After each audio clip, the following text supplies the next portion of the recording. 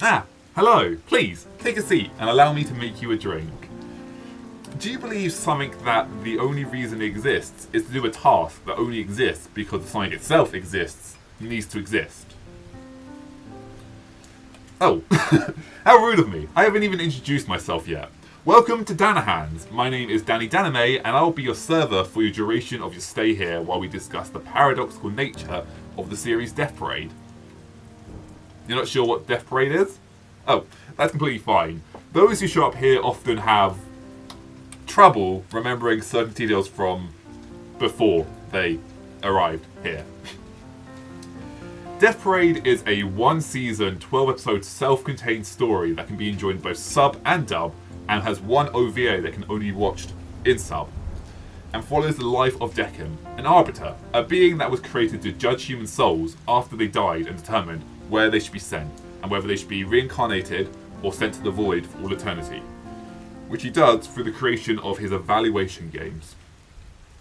Despite looking human, Arbiters are actually just constructs placed inside the body of dummies and made to resemble that of human form. Arbiters do not have emotions and have no way of comprehending such, despite the fact that they are very clearly shown to show such throughout the series. However, why are Arbiters necessary? Arbiters exist to pass judgment on those who have died and decide where they'll be sent. But why? Is such a job necessary? Why does such a job exist? And are such beings actually able to do so? And even if they can, should they? A few years ago, I unintentionally blurted out the smartest thing I have ever said in my life. What does that say about me? I present to you the paradoxical scenario I created, I call the paradoxical signpost. You're walking along a pathway one day when you come upon a signpost right in the middle of your path. Written on the signpost are the words, "Caution, signpost." You stop and stare at the signpost for a moment to question its existence. You look beyond the signpost. You can see the path you're walking stretches straight forward all the way to the horizon. However, there is not another signpost in sight. You check behind you just to make sure there weren't any you'd walked past and perhaps the sign was facing the wrong way. There weren't. Just like in front of you, the path stretches back all the way to the horizon. It is clear this is the only signpost on the path. So, why does this signpost exist? The signpost exists to warn people of the signpost of which they can walk into. However, the only reason the signpost is there in the first place is to warn people of such. If the signpost wasn't there, there would be no need for a signpost, because there would be no need for a signpost to warn people. And the only reason there is a signpost there to warn people of the signpost is because there is needed to be a signpost there to warn people of the signpost, which in itself is because there is a signpost there. So, does the signpost serve a purpose? Personally, I would say yes. The signpost serves a purpose of warning people of the signpost. However, does that signpost still have a valid purpose to exist? Still, I would say yes. Even if the signpost is only there to warn people of the signpost, the fact there is a signpost there means there is need to be signed of the warning. However, if the signpost was never there, there would be no need to have a signpost warning people of the signpost. So there would be no need to have a signpost. Right? That makes sense. If someone were to ask me if the signpost had a valid reason to exist after being built there, the answer would be yes. However, if someone were to ask me if the signpost had a valid purpose to exist before being built, the answer is no. The signpost only exists to do a task, and it only exists because the signpost itself exists. With that philosophical question explored, similarly, do arbiters and the bar exist beyond existing to exist because the other itself exists? Arbiters exist to judge those who have died and determine whether they should go to heaven or hell. Hell being a void described as the feeling of falling forever, only ever feeling the worst emotions, whereas heaven is reincarnation, being reborn into this world. I wouldn't blame you if you took the void. I would probably take the void myself. If two people happen to die at the same time, their souls are offered an invite to the bar after they die to be judged by the arbiters. But the only reason the Arbiters are there to judge them is because they themselves were sent there. If the bar did not exist, there would be no need for Arbiters. And if there was no need for Arbiters, there would be no need for the bar. To which you may be saying, Arbiters are there to judge which souls deserve to be reincarnated and which deserve to be sent to suffer in the void for all eternity. Which are good and which are bad. However, could such beings be able to do so? And should such beings be given the ability to do so? Also, it's unclear whether the invite is an actual optional invite or not. Seems more like they're sent there whether they want to or not.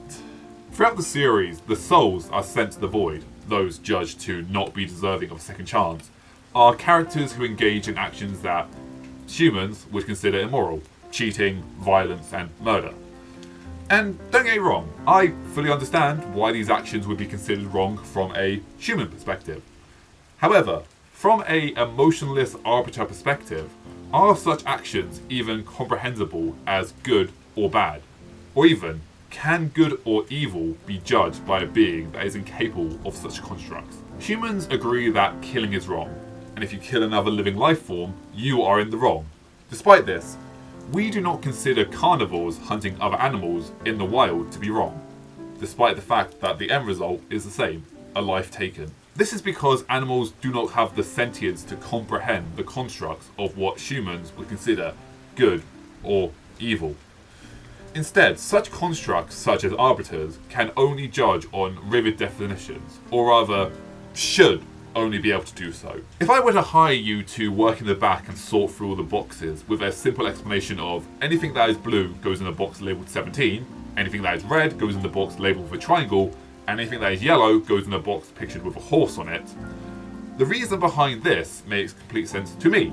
However, to you, something like this would be completely foreign and ununderstandable. You don't need to understand the reason behind why, though, but you do understand the actions to be taken of. If you pick up a blue jacket, even if you don't know why, you know that it goes in the box labelled 17, because it is blue. If you pick up a red bowl, even if you don't know why, you know that it goes in the box with a triangle on it, because it is a red bowl. And if you pick up a yellow banana, even if you don't know why, you know that it goes in the box with a picture of a horse on it, because it is yellow. This is very obvious. However, what happens when the lines aren't so clear?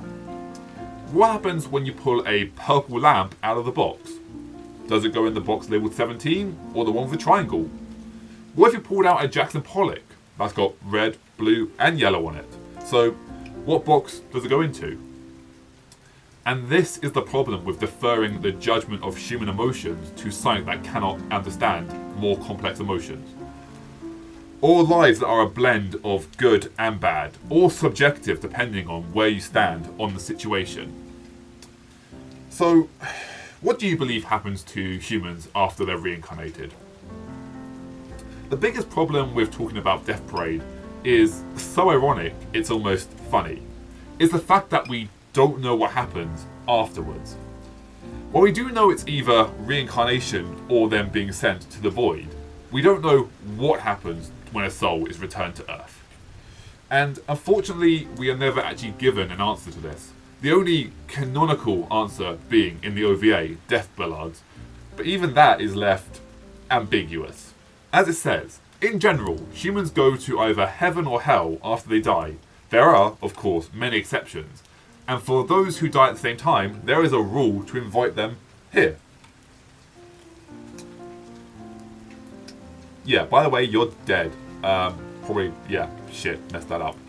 While in the second episode it's explained as heaven and hell being the simplest way of explaining such constructs, defining heaven as reincarnation while hell is the void. As the previous quote stated, there are many exceptions, but for those who die at the same time, there is a rule to invite them to the bar, never making it clear whether an actual heaven exists beyond the bar for those who weren't invited, or whether heaven only exists as reincarnation. However, what actually happens when a soul is reincarnated? The most likely answer is that they have all their memories of their previous life and events after death erased, essentially making them a new person. So why not just reincarnate everyone that dies? A good argument to such a question would be perhaps it's to stop overpopulation. However, admittedly, this is pure speculation on my half. There is no reason to believe the person's soul is reincarnated into a body that was born or conceived moments after they left the bar. Instead, they could have been reincarnated into a body of someone born long afterwards or long before the most recent vessel was born. Whether or not the person you were and the person you are reincarnated into have the same ideology, beliefs, or desires is unknown. Of the people we see reincarnated in the series, they are people who are either good or shown to have genuine remorse for their actions. Because of that, I would like to direct you towards a philosophical short story written by Andy Weir called The Egg. The story of the egg is simple. The universe is made up of only one soul, and every person who has ever or will ever live are in fact the same person, just different iterations of reincarnation. The story suggests that at some point, in a different life, I was or will be you, and likewise, at some point, you were or you will be me. Once that soul had lived every single life in the universe, they would become what we would understand to be a god, which is why the universe was created, as an egg to hatch a god. However, such knowledge would be too much for a human mind to handle, so each time the soul is reincarnated, its memories are erased and it enters a new life as a blank slate, having no memories of its previous lives or its events after death. I made this whole universe for you. With each new life, you grow and mature and become a larger and greater intellect. Just me? What about everyone else? There is no one else, I said. In this universe, there is only you and me. You stared blankly at me. But all the people on Earth? All you. Different incarnations of you. Wait, I'm everyone? Now you're getting it, I said, with a congratulatory slap on the back. I'm every human being who has ever lived? Or will ever live, yes. I'm Abraham Lincoln? And you're John Wilkes Booth too, I added. I'm Hitler? You said, appalled. And you're the millions he killed. I'm Jesus? And you're everyone who followed him. You fell silent. However, would such a being, such as a god, truly care about human overpopulation? Overpopulation is only a construct to human because it affects you as humans. Sure, you've also messed up the rest of the world with overpopulation, but if humans were driven extinct, give it a few thousand years and nature would reclaim the planet, and Earth would get a few hundred of millions, maybe even billions of years before the next cognitively aware, high-functioning dominant species emerges. However, returning to the rules of who is chosen to show up at the bar, while we do not know what the exceptions are, or whether an actual heaven does exist, this does tell us that if two people die at the same time, there is a rule to invite them to the bar, implying that human souls aren't naturally sent to the bar, but instead, that which is known as God created such a realm and a rule despite being unnecessary.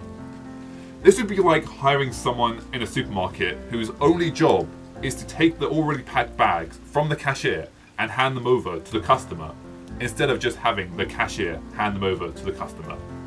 They don't need to pack the bags, they just need to pick them up and hand them to the customer standing 2 feet away. But with such a subject that covers grander constructs than life, there is always the argument of, well, the human mind can't comprehend such things, or why they're necessary. Somewhat akin to trying to rationally explain the dream you had last night. While the dream may not make any sense to the awake brain, to the person asleep, their brain had created that world. They were technically the god of the dream, and to them it made complete sense. It is just not something that the conscious mind can comprehend or understand. While most of the characters we see in the series are, we do know that those who are sent to the bar don't have to be connected in any way, as we see in episode 4, where one player is killed while the other ended their own life. In episode 5, we're introduced to this goddess called Castra, who explains that people are dying at a rate of 7,000 people an hour, which is just under 2 people per second, which would seem to imply that almost every person who has ever died has the possibility of being invited to the bar. However, just like with the bad passer, why not just cut out the middleman and send them to either actual heaven, the void, or reincarnate them? Do they truly need to be judged? As I've already theorized, if people are turned into blank states after being reincarnated, why not just reincarnate everyone? Even the most heinous person could become the most amazing person in another life. And as the series itself states, when two people die at the same time, they are sent to the bar, implying that if someone happened to die on their own when no one else were to die, they are not. And instead, there are programs in place to automatically send them to either the void or reincarnation. Meaning, if this is true, the bar only exists as a signpost in the middle of the field. I think this glass is finally ready for your drink. Allow me to go get it.